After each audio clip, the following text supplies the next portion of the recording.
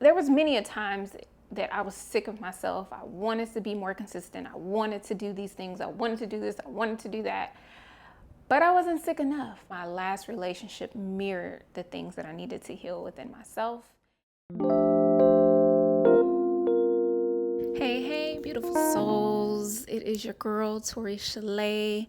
I know this is a long overdue video, and to be honest, kind of like the first time I filmed this, probably like 2 or 3 times.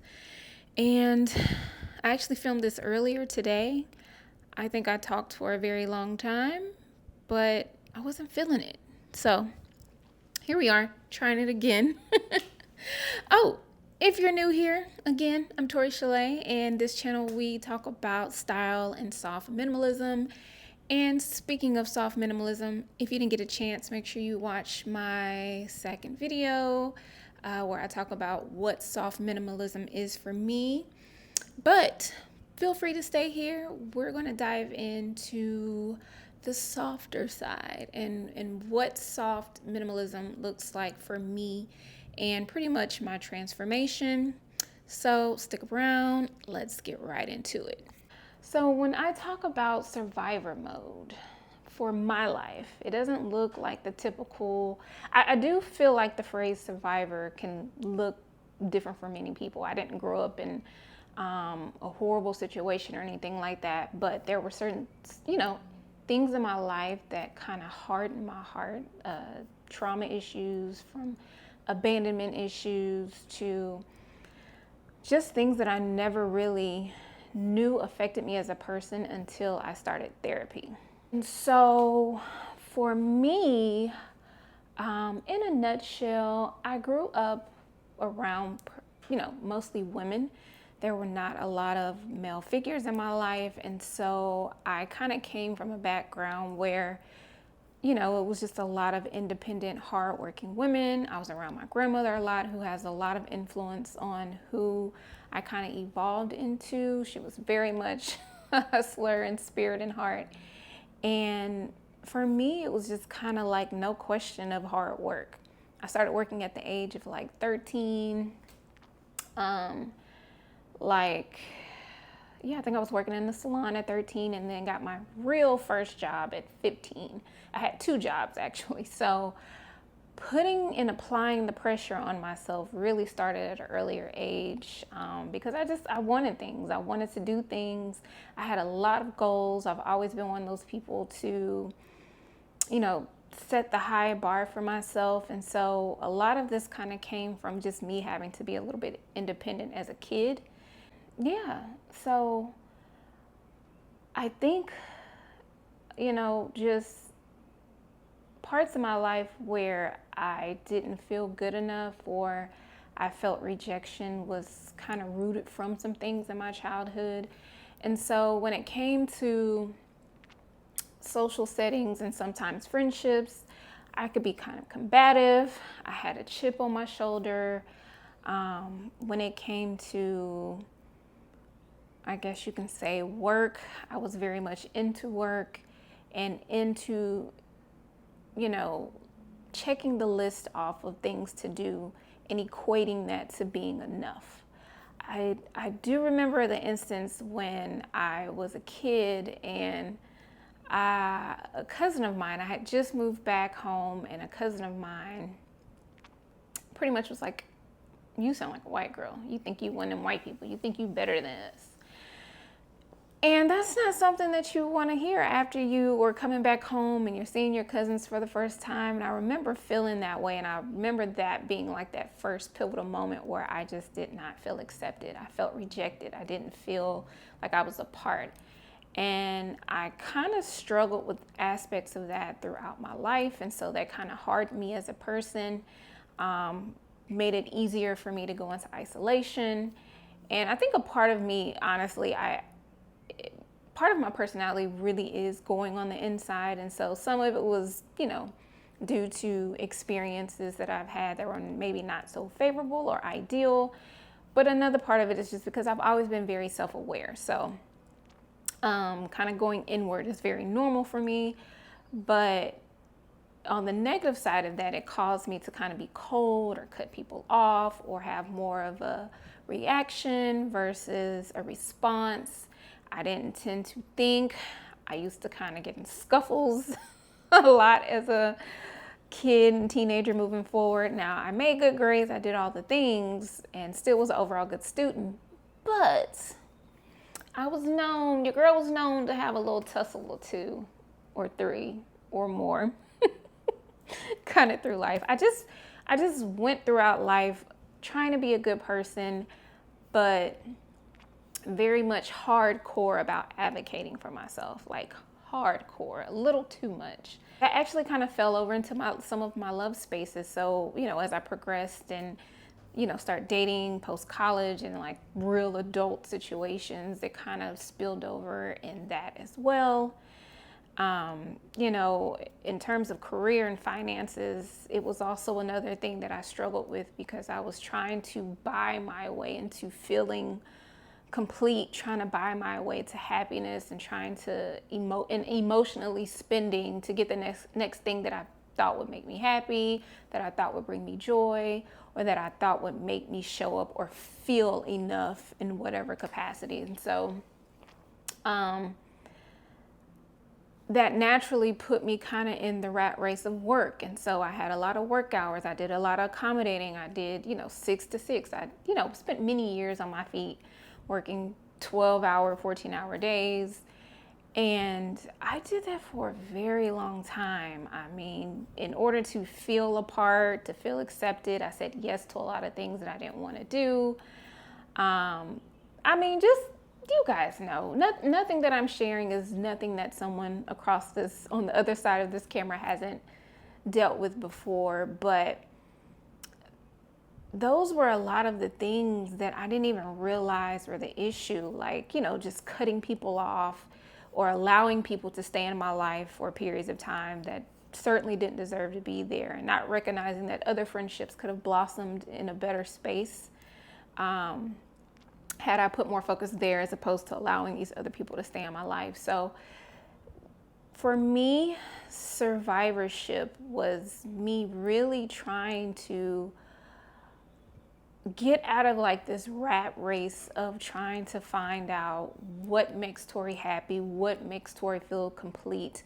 It was this external validation that I was constantly seeking from my career, seeking from, other people, from romantic and love spaces, when really I had to kind of get to me and get to the core of me, right? But I couldn't recognize that. So I was very reactionary. I didn't ask for help. I was just like, I got to do this, I got to do that. I put a lot of stress and a lot of pressure on myself, so much so that, for a period of time, I had to take anxiety medicine. I had been diagnosed as being depressed at one point in time, and then further just kind of having anxiety disorder.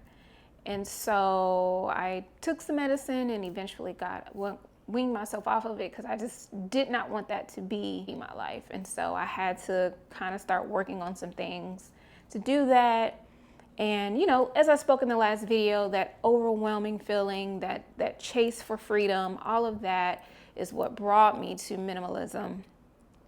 But when we talk about the switch, let's get into the switch. There was many a times that I was sick of myself. I wanted to be more consistent. I wanted to do these things. I wanted to do this. I wanted to do that.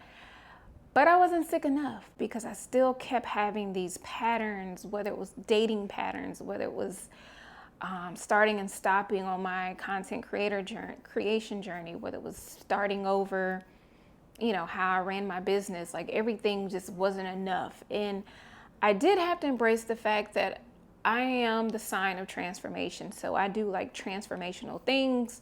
So there's parts of that I had to accept about myself, but it was also still in the rat race of chasing. The switch for me really did not happen until two things happened.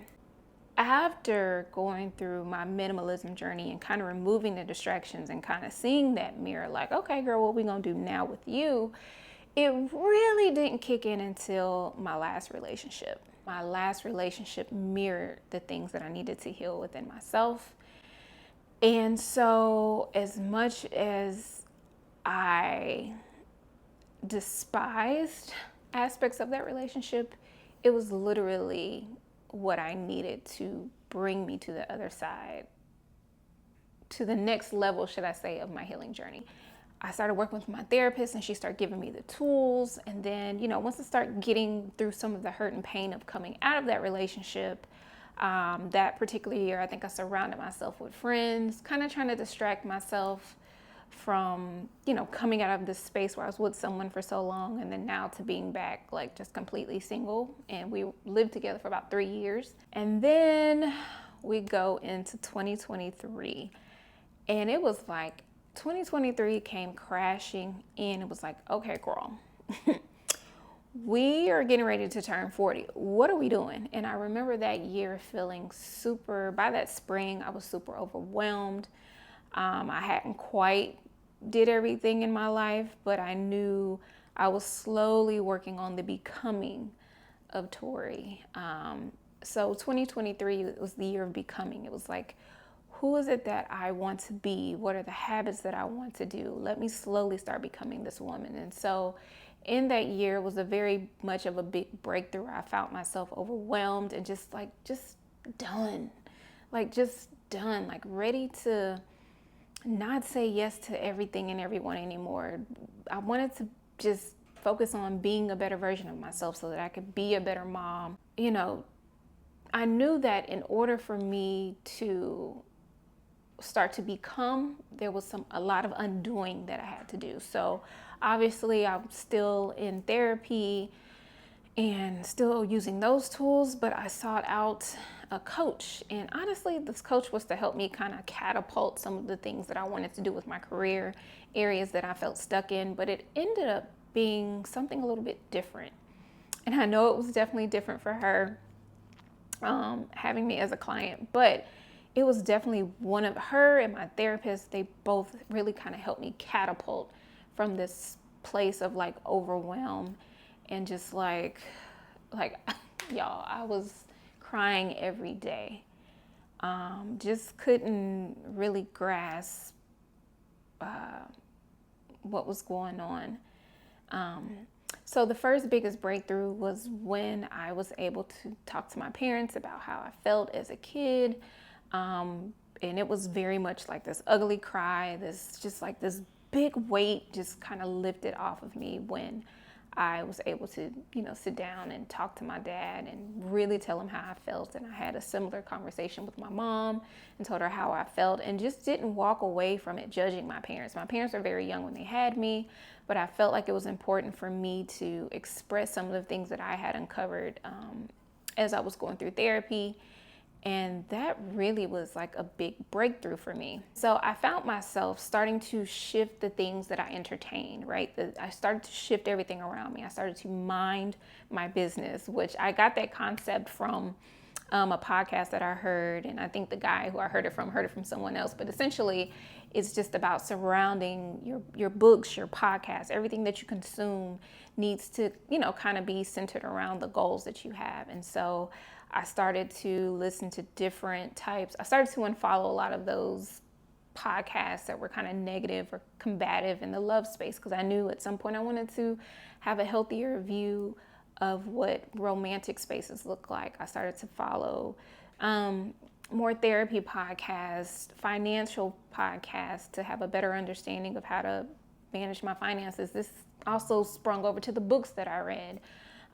Even to the people that I followed on social media, I had to unfollow a lot of people or mute some people so that way I could just laser focus on the things that I felt like were going to truly pour into Tori and what she needed at that time. I remember, this whole soft life thing coming around, and it just seemed so far from me because I just felt like I had been so hard and I was so independent, and then even my style was very much tomboy chic. I kind of always not struggled with. I think more so now I accept my body in the way that it was. And it's not that I didn't accept my body. It was just I always felt like my body was what drew men to, men appreciated my body, and I just never wanted to feel like an object, because in some dating spaces and sometimes when out, I just always felt like it was an object. So I was an object. And so I used to just kind of cover up a little bit more and wear baggier jeans, baggier clothes. And I just didn't want to do that anymore. I wanted to feel good in my body and feel good in the clothes that I wear. And, you know, I just really wanted to lay in on something that I never thought was me, but it was in me all along. I'm a woman, you know, of course I have my feminine and my masculine traits, but I really didn't know how to tap into it. I thought it was very much associated to, you know, being with a man or being in a love space, until Auntie Miss April Mason, which I love taking in her content. She was one of the first people whose video I watched on YouTube, and she was the first person that I ever heard that said feminine energy has nothing to do with a man and everything to do with you and your journey. And everything just kind of aligned because I was in the space to like really accept that. You know what I'm saying? It's like when we know when we are needing or we're ready to receive, right?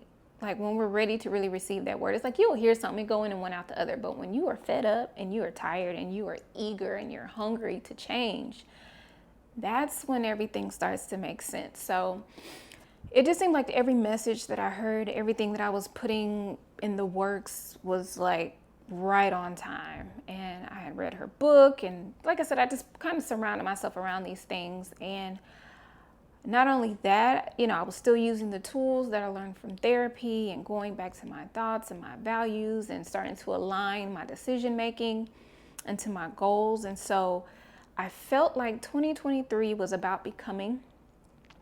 2023 was also about letting go. And so I found myself at the end of the year, as I'm turning 40, kind of walking away from some friendships, walking away and not having these discussions, but just backing out of certain friendships and situations that did not serve me, that had impacted me in some kind of way. And I just decided that I was going to bring in 40 in a different way. And I was going to be more so graceful and gentle in how I approach my life, how I approach my goals, and how I talk to myself. So when 2024 came, this has been very much a selfish year. It has been very selfish, and I am so thankful to be in this space that I'm in. And so now for me, I feel like I can apologize when I'm wrong as a mom. I can have better conversations with, you know, friends and loved ones when it comes to how I'm feeling. I don't have to respond. I'm not perfect, and I still got a lot of work to do. I do. But I've learned to kind of take myself out of the situation and not take things as personal as I used to. I find myself trying not to be combative and trying to find a different understanding, or in the moment, if I'm feeling some type of way, maybe kind of stepping away from whatever that thing is, whatever that conflict is, and kind of thinking in a different space or changing my mindset. You guys, that is the biggest thing with the softer side is changing the mindset, because that's the hardest thing to do. I am constantly being Issa Rae in that mirror and talking to myself like, you are that bitch, girl. We not gonna do this today. Excuse my French. Can we cuss on YouTube? I don't know. But I really have, and to this day, I still do. It's an everyday process. When my mind wants to go here, I have to come in and say, look, girl, we're not doing this today. That is literally me being able to show up in all aspects of my life, as a friend, as a partner, as a mom, as a service provider. It's allowed me to show up in a different way because I've done the work, or I am doing, let's just say I'm doing the work. And I think that's why I'm so passionate about the word soft minimalism. Because as I said in the last video, it is literally you getting to the core of the root problem and healing it and fixing it and working it so that you can truly show up and be better. I dated from a space of the expectations that I had of my father. I dated with those expectations when I needed to address the issues with my father. And I needed to get to a space where I can accept help. I can accept that I may not be welcomed in every space. I can accept that some spaces are not for me, and that what's for me is for me, and what's for me won't leave me, or what's for me may be for me in that moment or that season. Like being able to get to that part of life, whew, child, this side is peaceful. Now, don't get me wrong, I still deal with things as I am navigating dating again and love spaces. Your mind can definitely wander, you can definitely be triggered, and so I have to constantly remind myself of who I am, remind myself that I can change my mind, remind myself that, you know, if this is not if I'm not being treated in the way that I deserve, I can walk away. And that's not just in the love space, that's in any space, in any friendship and all that stuff. And so I got to a point where I am enough. And in the moments and times, whether it's being a content creator, being a mom, being a partner, being a friend, in those spaces where if someone else may not feel like I'm doing enough or being enough or showing up enough, I still have to remember and remind myself that I am enough. And so I'm not going to preach to you guys, but I did want to come in and just kind of give you a little bit more in depth about how I went from survivor mode into more of a soft approach at life. My heart feels good. My soul feels good. This video feels good.